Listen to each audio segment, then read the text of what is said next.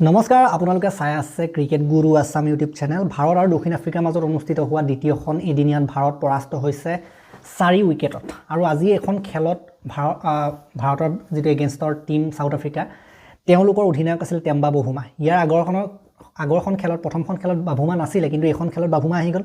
আৰু বাভুমাই গোটেই সিৰিজটোত কিন্তু কেপ্টেইন হিচাপে আনডিফিটেড হৈ আছে। টেষ্ট সিৰিজটোত তেখেত কেপ্টেইন আছিলে, জিকিলে তেখেতৰ অধীনত। এদিনীয়া সিৰিজটোত যেতিয়া তেখেত আহিছে, জয়েৰে সৈতে কিন্তু আৰম্ভণি হৈছে। গতিকে তেওঁলোকৰ যিটো টিম দক্ষিণ আফ্ৰিকাৰ কাৰণে কিন্তু বাভুমা এক প্ৰকাৰে ক'বলৈ গ'লে লাকি হৈ পৰিছে। গতিকে বাভুমা যেতিয়া আহে খেলৰ গোটেই ৰেহৰূপে বদলি যায়। গতিকে তেওঁৰ ৰণনীতিও ভাল হ'ব লাগিব সেইফালৰ পৰা ক'বলৈ গ'লে। আৰু আজি যদি আপোনালোকে চায় 359 ৰানৰ টাৰ্গেট দিছিলে ভাৰতে, এটা ধুনীয়া টাৰ্গেট। এদিনীয়া ক্ৰিকেটৰ ক্ষেত্ৰত আৰু কিমান তাতকৈ টাৰ্গেট দিব, হয়নে নহয়? বহুত টাৰ্গেট দিছে, আৰু সিমানটো টাৰ্গেটতো যে হাৰিছে সেইটো কিন্তু বহুত আচৰিত কথা। আৰু অলপ ৰান লাগিছিলেহে। বৰ্তমান সময়ত তেনেকুৱা ধৰণৰ অনুভৱ হৈছে এইখন খেল হৰাৰ পাছত। গতিকে 1-1ৰ সমতা স্থাপন হৈ গ'ল এতিয়া সিৰিজত। আৰু সিৰিজটোৰ ফাইনেল, নেক্সটখন একেবাৰে এইটো ফাইনেল হ'ব, শেষৰখন খেল ফাইনেল হ'ব। তাত যি জিকে সিয়ে সিৰিজটো দখল কৰিব। গতিকে এইটো সিৰিজ এটা মানে ফাইনেললৈ পৰিণত হ'ল শেষৰ মেচখনত। গতিকে সেই ফাইনেলখন আমি আশা কৰিছোঁ যে ভাৰতে জিকিব। আজি খেলখনৰ পৰাও কিছুমান শিক্ষা ল'বলগীয়া আছে। এইবিলাক শিক্ষা গ্ৰহণ কৰি ভাৰতে সেইবিলাক ফাইনেলখনত কাৰ্যকৰী কৰিবগৈ লাগিব, ভুলবিলাক শুধৰণি কৰিবগৈ লাগিব।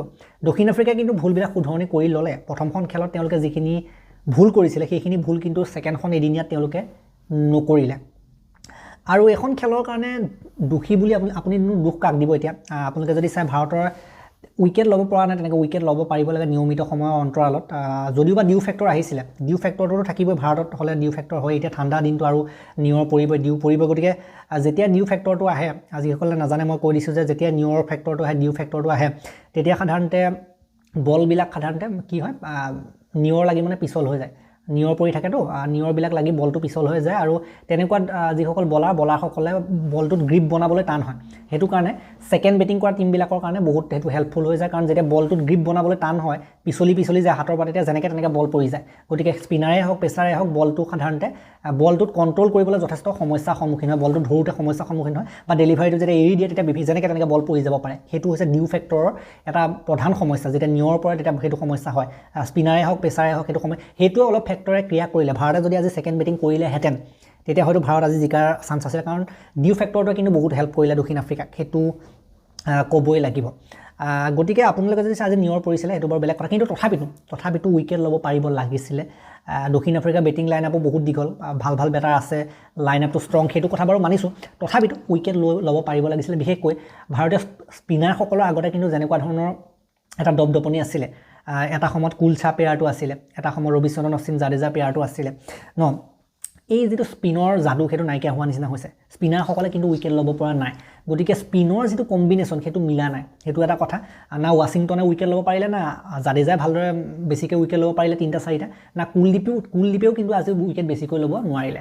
গতিকে স্পিনাৰসকলে, ভাৰতত সাধাৰণতে স্পিনাৰসকলে এটা কি বুলি কয়, ঐতিহ্য আছে আগৰ পৰা, যে ভাৰতত খেল হ'লে স্পিনাৰে দপদপনি দিবই, দপাবই স্পিনাৰে। সেই বস্তুটো আমি দেখিবলৈ পোৱা নাই। টেষ্ট চিৰিজটোতো আমি দেখিবলৈ নাপালোঁ। এদিনীয়াটোতো কিন্তু সেইটো হৈছে যে স্পিনাৰসকলে গোটেইখিনি স্পিনাৰ, ইমানখিনি স্পিনাৰ খেলাইছে, কোনেও কিন্তু সিমানটো টপ লেভেলৰ পাৰফৰ্মেঞ্চ দিবলৈ সক্ষম হোৱা নাই।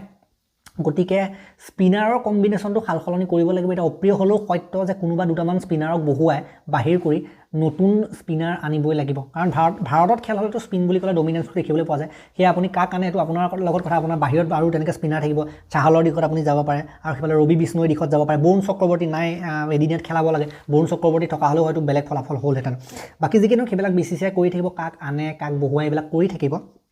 কিন্তু স্পিনাৰৰ ক্ষেত্ৰত চিন্তা কৰিবলৈ হ'ল। পেচাৰৰ ক্ষেত্ৰতে যদি আমি ভৰসা কৰিব পাৰিছোঁ, স্পিনাৰৰ ক্ষেত্ৰত কিন্তু ভৰসা কৰিব পৰা নাই। বাকী পেচাৰেও ইমান আপ লেভেলৰ কৰা নাই। পেচাৰ বুমৰাহ নাথাকিলেতো আমি ইমান আশা কৰি লাভো নাই। কিন্তু তথাপিতো স্বামীকো কিন্তু আজি মিছ কৰা হৈছে। কেৱল স্পিনাৰ বুলিয়ে নহয়, পেচাৰসকলৰো থাকে অৱদান, কিন্তু স্পিনাৰসকলৰ ওপৰত আশাটো বেছি থাকে ন আমাৰ ইণ্ডিয়াত খেল হ'লে। কিন্তু তথাপিতো বুমৰাহ বাৰু নাই। বুমৰাহৰ অনুপস্থিতিত হৰ্ষিত ৰাণাই আজি বাৰু ইমানো সঠিক কৰা নাই দিয়কচোন। প্ৰসিদ্ধ কৃষ্ণাই সঠিক কৰা নাই। গতিকে ক'বলৈ গ'লে সেইফালে আমাক লাগে বলাৰ। শাৰ্দুল ঠাকুৰৰ নিচিনা বলাৰ হ'লেও কিজানি আজি উইকেট উলিয়াই দিলেহেঁতেন, এনেকুৱা ধৰণৰ অনুভৱ হয়। শাৰ্দুল ঠাকুৰে সেইফালে নিজৰ ৰাজ্যৰ হৈ খেলি ভালেই কৰি আছিলে মুস্তাক আলীত। গতিকে যি কি নহওক, পেচ বলিং যিটো লাইন আপ সেইটোতো কাম কৰিবলগীয়া আছে মুঠতে বলিঙৰ ক্ষেত্ৰত কাম কৰিবলগীয়া আছে আজি ভাৰতৰ বলিং চাই সেইটোৱে লাগিলে ডিউ ফেক্টৰ হ'লেও উইকেট উলিয়াব পাৰিব লাগে ডিউ ফেক্টৰটো এবাৰ প্ৰভাৱ পেলালে সেইটো অলপ এডভান্টেজ পেলালে সেইটো বেলেগ কথাত 20-30 ৰানৰ এডভান্টেজ হৈ যায় তেনেকুৱাত গতিকে সেইটোতো ফেক্টৰ আজি মুঠতে নিমিলিলে সকলোফালে নিমিলিলে বাকী বেটিঙত মই দুখ নিদিওঁ বাৰু তথাপিতো বেটিঙত যদি আপোনালোকে চাই ৰান আৰু কেইটামান লাগিছিলে নিচিনা অনুভৱ হয় যিহেতুকে শেষৰ অভাৰটোলৈকে খেল গৈছে ৱাশ্বিংটন সুন্দৰে কি কৰিছিলে 8টা বল খেলি 1 ৰান কৰিছিলে সেই 8টা বল খেলি যদি তেওঁ 15 মান কৰি থৈ গ'লহেঁতেন আজি কিন্তু ফলাফল বেলেগ হ'ব পাৰিলেহেঁতেন কাৰণ চাওক খেল লাষ্টৰ অভাৰলৈকে গৈছে সেইটো ফালৰ পৰা যদি আপোনালোকে চাবলৈ যায় ৱাশ্বিংটনে সেই 8টা বলত সেই 1 ৰান কৰা সেইটোও কিন্তু অলপ সমস্যাত পেলালে ভাৰতীয় টিমটো গতিকে স্ক'ৰ কাৰ্ডখন যদি আপোনালোকে চাই আজি বিৰাট কোহলিয়ে নিজৰ কাম কৰি দিলে তাৰপাছত আপোনাৰ ঋতুৰাজ গায়কোৱাড আজি সাধাৰণতে মধ্যকমত খেলি পেলাই ইমান ধুনীয়া এটা ইনিংছ খেলিলে শতকৰ ইনিংছ খেলিলে ভাল লাগিলে যে ঋতুৰাজ গায়কোৱাডে অপেনাৰ হিচাপে খেলে কিন্তু আজি মাজত খেলিও যে তেখেতে ভাল কৰিছে সেইটো ভাল লাগিলে চাই বাকী বিৰাট কোহলিটো 84 নম্বৰ আন্তঃৰাষ্ট্ৰীয় শতক সেইটো ভালেই লাগিলে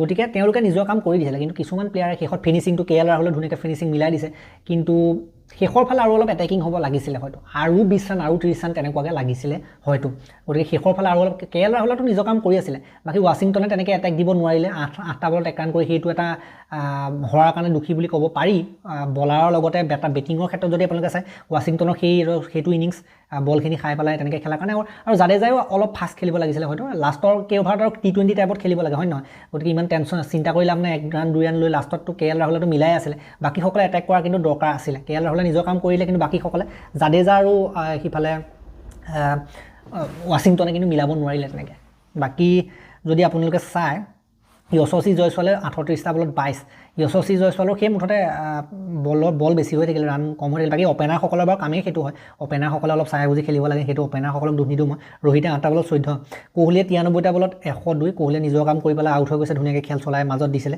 ঋতুৰাজ গায়কোৱাডে খেল চলাই দিছিলে পাৰ্টনাৰশ্বিপ কৰিছিলে কোহলি ঋতুৰাজ ভাল পাৰ্টনাৰশ্বিপ হৈছিলে আৰু ঋতুৰাজে 105 ৰান কৰিলে 83টা বলত 12টা 4 আৰু 2টা 6 গতিকে ঋতুৰাজ আৰু কোহলিয়েতো নিজৰ কাম কৰি গ'ল বহুত ধুনীয়া পাৰ্টনাৰশ্বিপ কৰি গ'ল ঋতুৰাজ আৰু কোহলিয়ে গতিকে সেইটো ভাল লাগিল 195ৰ পাৰ্টনাৰশ্বিপ কৰিছে দুইজনে তাৰ পাছত চাওক KL ৰাহুলে নিজৰ কাম কৰিলে 43টা বলত 66 KL ৰাহুলে যিটো পজিশ্যনত বেটিং কৰিবলৈ আহিছে বলতকৈ ৰান বেছি চাওক গতিকে সেইটো ভাল কাম কৰিছে কিন্তু ৱাশ্বিংটন সুন্দৰৰ ইনিংছটো চাওক 8টা বলত 1 জাদেজা ইনিংছটো চাওক 27টা বলত 24 গতিকে এইকেইজনে অলপমান ফাষ্ট খেলিব লাগিছিলে ৰাহুলে কাম কৰি দিলে ৱাশ্বিংটন আৰু ৰবীন্দ্ৰ জাদেজা এইকেইজনে অলপমান ধৰক তেওঁলোকে যিমানটা বল খেলিলে তাতকৈ বলতকৈ ৰান বেছি থাকিব লাগিছিলে 8টা বল আৰু ইফালে 27টা বল এইকেইটা বল মিলাই যদি 50 ৰান কৰিলেহেঁতেন দুইজনে মিলাই তেতিয়াও কিন্তু আজি ফলাফল বেলেগ হ'ব পাৰিলেহেঁতেন বাকী যি কি নহওক বলাৰৰ বাৰু তেওঁলোকৰ বলাৰো কাম চলা নাছিলে নান্দ্ৰে বাৰ্গাৰ এটা লুংগিয়ান গিডি এটা মাৰ্কো য়েনছেন দুটা গতিকে তেওঁলোকে 5টা উইকেট ল'বলৈ সক্ষম হৈছিলে ভাৰতে 6টা উইকেট ল'লে ভাৰতৰ তেওঁলোকৰ যদি ৰান স্ক'ৰটো চাই আপোনালোকে 362 ৰান 49 অভাৰ 2টা বল লাষ্টৰ 4টা বল থাকিলেগৈ বাকী মাৰ্ক্ৰামে 110 98টা বলত মাৰ্ক্ৰামে কিন্তু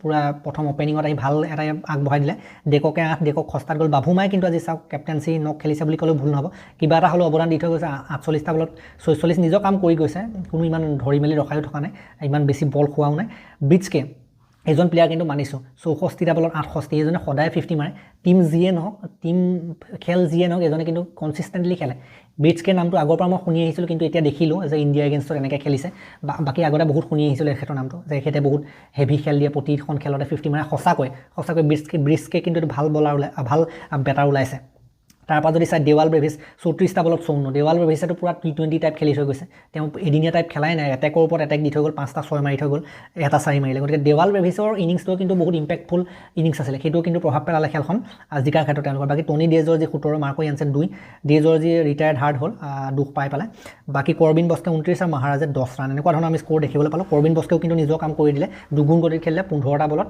29 ৰান 4টা 4 গতিকে এটা কথাই দেখিবলৈ পালোঁ তেওঁলোকৰ বেটাৰসকল এটেকিং হ'ল ছেকেণ্ড হাফত এটেকিং হ'ল আৰু তেওঁলোকে এটা কথা জানিছিলে যে ডিউ ফেক্টৰটো আছেই ডিউ ফেক্টৰটো থাকিলে মানে সেইটোৰ লাভ তেওঁলোকে উঠালে ডিউ ফেক্টৰটো থাকিলে যদি অলপ এটেকো কৰে তেতিয়া বলাৰসকলে যদি সেই বল য'ত ত'ত পৰি যায় হাতৰ পৰা খুলকি যায় জিতি হৈ যায় পিছল হৈ পেলাই গতিকে সেইটোৰ প্ৰভাৱো তেওঁলোকে পাৰিলে সেইটো এডভান্টেজো তেওঁলোকে পালে গতিকে ভাৰতৰ বেটাৰসকলৰ ফালৰ পৰা আৰু কেইটামান ৰান লাগিছিলে 380 মান হোৱা হ'লে আজি জিকি গ'লহেঁতেন 380 মান লাগিছিলে আৰু সিফালে বলাৰসকলৰ কথা ক'বলৈ গ'লে বলাৰসকলে সময় উইকেট উলিয়াব পাৰিব লাগিছিলে অকণমান কিবা বেলেগ ধৰণৰ ট্ৰাই কৰি চাব লাগিছিলে বেলেগ পদ্ধতি ট্ৰাই কৰি চাব লাগিছিলে বলাৰসকলে কিন্তু সেইবিলাক আমি দেখিবলৈ নাপালোঁ আৰু বিশেষকৈ এতিয়া কিছুমান সাল সলনি দৰকাৰ আছে মই ক'লোৱে যে স্পিন বলিঙৰ অকণমান কম্বিনেশ্যনটো এতিয়ালৈকে বনা নাই হয়তো বৰুণ চক্ৰৱৰ্তী টিমত আহিলে বা ৰবি বিষ্ণুৰ নিচিনা প্লেয়াৰ টিমত আহিলে স্পিনৰ কম্বিনেশ্যনটো আৰু অলপ বেছি ওপৰলৈ যাবগৈও পাৰে বাকী অক্সৰুখীয়া নাই টিমত এতিয়া গতিকে স্পিন কম্বিনেশ্যনটোত অলপ কাম কৰিবলগীয়া আছে আৰু লগতে ফাষ্ট বলিংটো বুমৰাহ আহিলে ঠিক হ'ব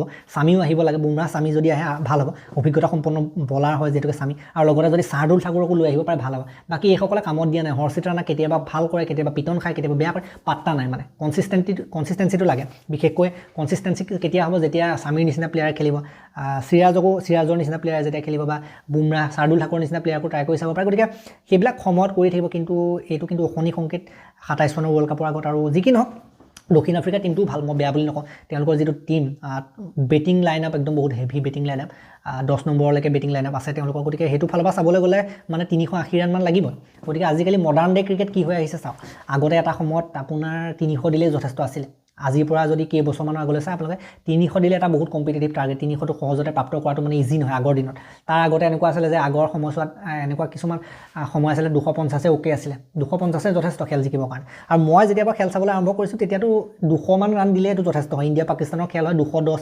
220তে খেল জিকি যায় টাৰ্গেট দিলে এনেকুৱাও এটা সময় আছিলে গতিকে এয়া সময়ৰ লগত ক্ৰিকেট চেঞ্জ হৈ আহিছেতো 210-20ৰ কম্পিটিটিভ টাৰ্গেটৰ পৰা মই 250 300 আৰু বৰ্তমান সময়ত 350 ছেফ নহয় 380 লৈকে গৈছেগে বস্তুবিলাক এটা সময়ত 400 450 500লৈকে যাবগে যিটো প্ৰকাৰৰ মানে বৰ্তমান সময়ত ক্ৰিকেটত ইভলিউশ্যন হৈছে ন ক্ৰিকেটৰ খেলটো যেনেদৰে পৰিৱৰ্তন হৈছে এনেকুৱা এটা সময় আহিব যে গোটেই 11টাই অলৰাউণ্ডাৰ হ'ব গোটেই 11টা প্লেয়াৰে ইংলেণ্ডেতো এটা সময়ত সেইটো কাম কৰিছিল যে গোটেই 11টাই অলৰাউণ্ডাৰ খেলে এতিয়া লাহে লাহে গোটেই টিমবিলাকত সেই বস্তুটো আহিছে যে গোটেই 11টাই অলৰাউণ্ডাৰ তেনেকৈ খেলিব আৰু গোটেইবিলাকে মানে T20 টাইপ খেলা প্লেয়াৰো তাত থাকিব খেল চলোৱা প্লেয়াৰো থাকিব গতিকে বিভিন্ন প্ৰকাৰৰ প্লেয়াৰ থাকিব মৰা প্লেয়াৰ থাকিব কিছুমান এনেকুৱা প্লেয়াৰ থাকিব সব ফালে মিলাই মেলি খেলে আৰু কিছুমানে 6 মাৰ বেছি এটেকিং হয় হিচাপ মিলাই খেলে এনেকুৱা প্লেয়াৰ থাকিব কিছুমান প্ৰতিটো বলত 6 মাৰ প্লেয়াৰ থাকিব গতিকে এনেকুৱা কিছুমান ইভলিউশ্যন হৈ ক্ৰিকেটটো এনেকুৱা এটা সময় ভাবো যে 450 হ'বগে এটা সময়ত কম্পিটিটিভ স্ক'ৰ গতিকে যি কি নহওক এই ভিডিঅ'টো মই ইমানটা সমাপ্ত কৰিলোঁ নেক্সটখন খেলটো ভাল লাগিব এতিয়া যি হ'ল হাৰিলে ইয়াৰ পৰা শিক্ষা গ্ৰহণ কৰি নেক্সট আগলৈ যাব লাগিব নেক্সটখন হাৰিলেতো নাক কাটি যাব ভাই